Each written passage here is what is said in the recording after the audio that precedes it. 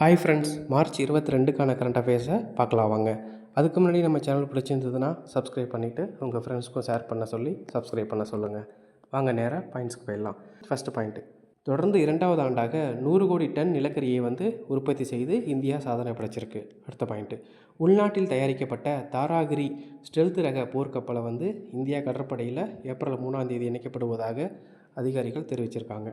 அடுத்த பாயிண்ட்டு, அங்கீகரிக்கப்பட்ட ஓஆர்எஸ் கரைசல் மட்டுமே உடலில் நீர்ச்சத்து இழப்பை தடுக்கும் என்று அதிகாரிகள் தெரிவிச்சிருக்காங்க.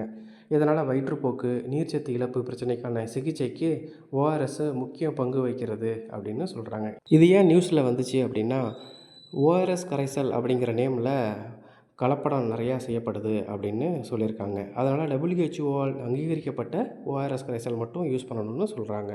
அடுத்த பாயிண்ட்டு, வணிக பயன்பாட்டுக்கான சிலிண்டர்களின் ஒதுக்கீடு 50% உயர்ந்துள்ளது. இதுக்கு முன்னாடி 10% இருந்துச்சு, இப்போ 50% உயர்த்தியிருக்காங்க. இதன் காரணமாக உணவு விடுதிகள், தொழிற்சாலை கேன்டீன்கள் ஆகியவற்றில் கேஸ் சிலிண்டர்கள் தாராளமாக கிடைக்கும் அப்படின்னு சொல்லப்படுது.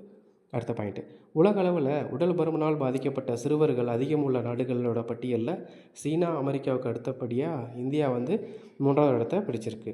இங்கே 4.1 கோடி சிறார்கள் உடல் பருமனாக இருக்காங்க. அடுத்த பாயிண்ட்டு, இந்தியாவின் மிக நீண்ட காலம் பணியாற்றிய அரசாங்க தலைவர் அப்படிங்கிற பெருமையை பிரதமர் நரேந்திர மோடி பெற்றிருக்காரு. 8931 நாட்கள் அரசாங்க தலைவராக பதவி வகிச்சுட்டு வராரு.